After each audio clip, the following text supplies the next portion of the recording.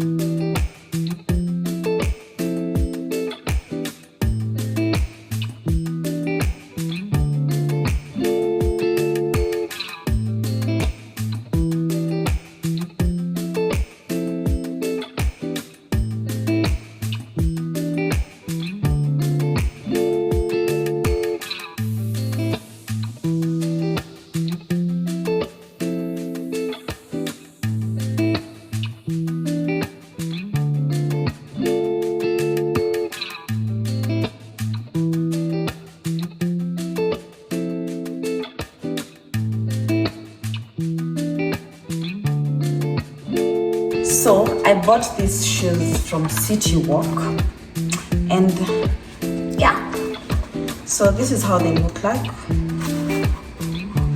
Let me move my phone.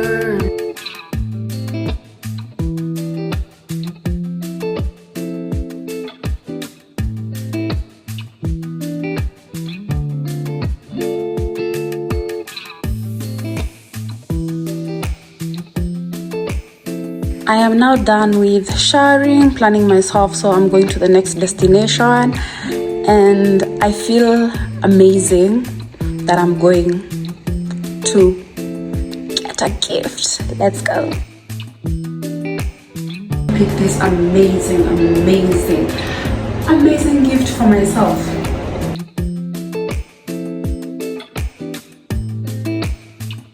Mad to Made is the title of this book. I'm sitting in a cage. I don't know what cage. I am diagnosed with rapid cycling bipolar type 1, which is a beast that tries me down anytime I want to beat life. The challenge does not lie there. I also have everyday struggle, which lies on ADHD, attention deficit hyperactivity disorder, which makes me to function in a unique way. But not only do I have ADHD, but I have dyslexia, where spelling, learning is quite difficult for me. This chapter of Mad to Made, I'm gonna call it I'm Learning My Journey Experience. This is my learning journey, and this is my story. To God be the glory. When I was young, I joined nursery. My mom was happy when seeing her baby with nice shoes, with little uniform, the bubbly girl that was well known to speak, but she only had very big hair. She was a big child, so they expected big dreams from her. I went to school, joined nursery, but was really difficult. Little did I know that God had a way for me. Anyway, that's not the story. Let's go back again. This is me writing this book while I'm thinking about the present and the past. This is how disorganized my brain may be. But anyway, I want to share a story of my learning experience that has not been easy. Ups and downs, feeling dumb and stupid, not feeling creative at all, as much as I feel innovative. Most of the time, when I would speak, people would say, "Oh, you're such a great speaker, you can public speak." But when they would listen to let me speak, they would say, "Can I grammatically correct you?" Little did I know, yes, I take a lot, but it's just me running away from my brain to anyway. Let's go back again. My mom was excited that this little child will go to school, learn and become great, maybe a doctor, pilot. So she took me to school. In nursery, I could neither understand the alphabet A, B, Z. Till date, I can't be able to even organize them. I've come to peace with that. I don't know which letters comes before the other. Thanks that computers are not arranged in alphabet. But I remember this time I had to work in place where alphabet are required. But anyway, we'll get to that. So let me speak about when I joined nursery, and learning alphabet was never easy for me. I proceeded all the way to class 7, which is around grade 5, grade 6, if I may say so. At the age of 13, I could still not write my own name. Oh my God, what a child was I. I could not even write my name, my full name as they should be. Neither could I. Neither could I. Meaning, neither could I write alphabet from A to Z. I remember being in class 4 and I was supposed to write a composition, and they gave us a composition about my friend, my school. I could not align even with the term my school is called. I would just repeat my school, my school, my school. My handwriting was not the best, so I would get a 0, 1, 0, 0. By the time I would get 0. But I remember this time the teacher who changed my mindset from being dumb to being intelligent. She said, "Oh girl, you're not dumb. You are very, very, very intelligent." She gave me 0, 1 for my handwriting, which she later improved to a 0, 5. I was so excited, very happy, and I felt now I can study and learn. I could not read in class. I remember a time Mrs. English teacher, who was amazing in teaching. I admire a lot. She said, "Esther, can you please read?" And I remember opening the book and stammering and saying, "Please stop, we don't have time for you." That's how the classmate said. My self-esteem went low, and that is what I made the hardest decision of my life, going back to nursery school. Remember, I was in class 4. I remember reading this book, Sound and Read, and this is where I had the passion to sound. I learned all these sounds, but reading was not what I learned the best. At this age I still have struggles with reading. So sound and read was the basic at nursery and still in class 4. A big student in nursery school that is about to develop in her teenagehood, but I had to go back. I read hard. Sleepless nights, my mental health was being used a lot. Unfortunately, my mom and dad broke up, and that was the beginning of terror. Came to my grandma, who believed in me as much as she called me a chaotic child. A chaotic child, she believed that I was a powerful child. This is my story as a child with a chaotic brain. I started believing I'm chaotic. She could say, but it was because my brain was always active, and my brain needs to pop me into function.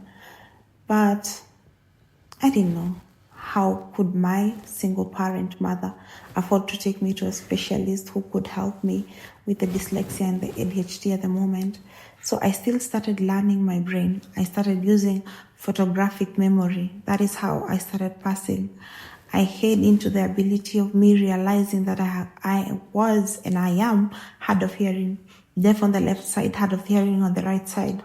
And there, when my performance would be asked, I would say, "It's because I have hearing loss." Little did they know I have a reading disability. This is my learning journey from mad to made. Hooray, hooray, hooray, ho, ho, ho, ho. I haven't spoken about the beast of being bipolar, but I'll speak about this in broad. This is my story. To God be the glory. Anyway, I cleared class 8 and I passed. I had 300 plus marks, almost survived to go to a national school, but my mom was not financially stable due to my story. I landed in Favor, and there is where I went to this amazing school in high school, but it didn't take me long. I had to do something called Ken Boy.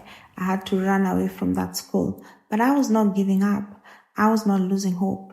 This is my story. To God be the glory. As we continue to shoot this video, my lovely mom decided to gift me with a bedroom TV, which will be a point of worship to thank God for what I have. For moments I cried in bed as I laid and lied to myself that I'm okay. It's okay not to be okay, but what would you do with a brain that you feel as if it's broken, but yet you believe it's awakened? Hey, I love writing spoken word. I love speaking. I love creating awareness. But it's not all about me, but it's a society that has not accepted the reality.